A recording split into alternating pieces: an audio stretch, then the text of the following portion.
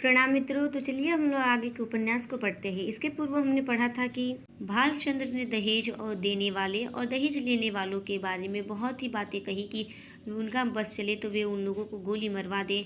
ये सारी बातें सुनने के पश्चात मोटे राम के मन में यह भावना उत्पन्न हुई कि शायद यह विवाह हो जाएगा, क्योंकि ये बहुत ही उच्च विचार के व्यक्ति हैं। फिर मोटे राम जी कहते हैं कि आप जैसे जो मनुष्य है वे दिखने दुर्लभ है, क्योंकि मानव जाति में सब कोई पैसे का लालची है, लेकिन आप बड़े अच्छे इंसान हैं।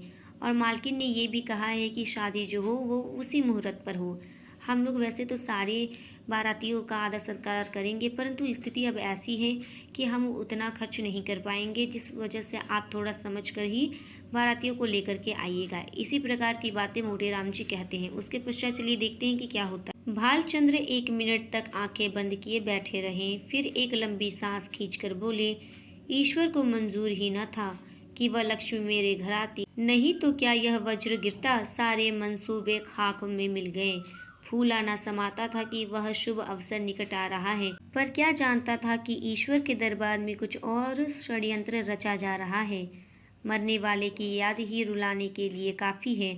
उसे देखकर तो जख्म और भी हरा हो जाएगा। उस दशा में न जाने क्या कर बैठूं। इसे गुण समझिए चाहे दोष, कि जिससे एक बार मेरी घनिष्ठता हो गई फिर उसकी याद चित्त से नहीं उतरती। अभी तो खैर इतना ही है कि उनकी सूरत आंखों के सामने नाचती रहती है, लेकिन यदि वह कन्या घर में आ गई तब मेरा जिंदा रहना कठिन हो जाएगा।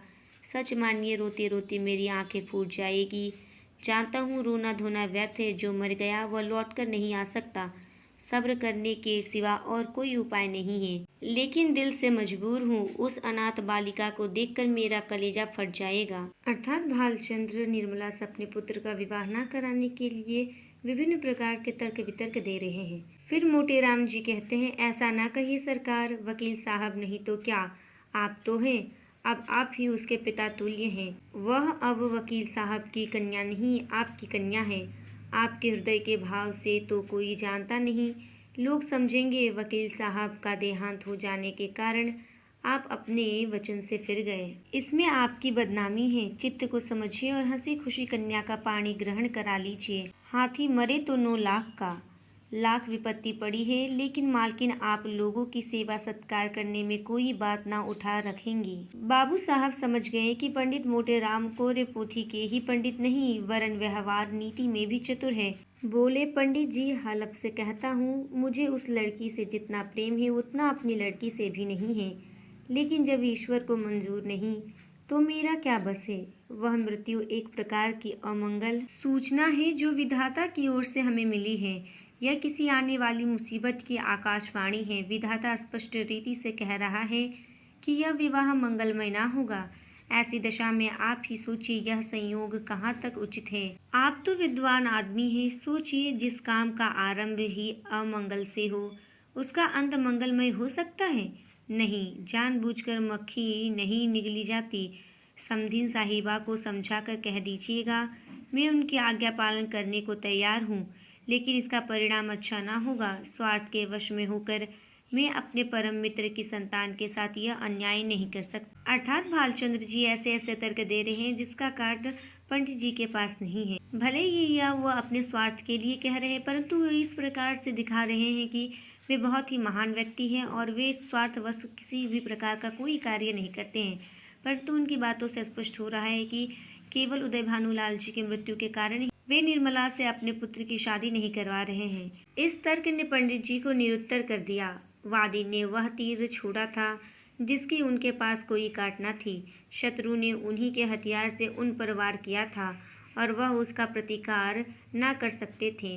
वह अभी कोई जवाब सोच ही रहे थे कि बाबू साहब ने फिर नौकरों को पुकारना शुरू किया। अरे तुम सब फिर गायब हो गए। झगड़ू, छकोड़ी, भवानी, गुरदीन, राम गुलाल एक भी नहीं बोलता। सब के सब मर गए। पंडित जी के वास्ते पानी वानी की फिक्र है। ना जाने इन सबों को कोई कहाँ तक समझाए। अक्ल छू तक नहीं गई। देख रहे हैं कि एक महाशय दूर से थके मांदे चले आ रहे हैं, पर किसी को जरा भी परवाह नहीं। लाओ पानी वानी रखो। पंडित जी आपके लिए शरबत मंगवाऊं या फलाहारी मिठाई मंगवा दूं? मोटे राम जी मिठाइयों के विषय में किसी तरह का बंधन न स्वीकार करते थे। उनका सिद्धांत था कि घृत से सभी वस्तुएं पवित्र हो जाती है। रसगुल्ले और बेसन के लड्डू उन्हें बहुत प्रिय थे, पर शरबत से उन्हें रुचि न थी। पानी से पेट भरना उनके नियम के विरुद्ध था। सकुचाते हुए बोले, शरबत पीने की तो मुझे आदत नहीं, मिठाई खा लूंगा। फिर भालचंद्र जी ने कहा, फलाहारी ना? तो मोटे राम जी ने इसका उत्तर दिया, इसका मुझे कोई विचार नहीं।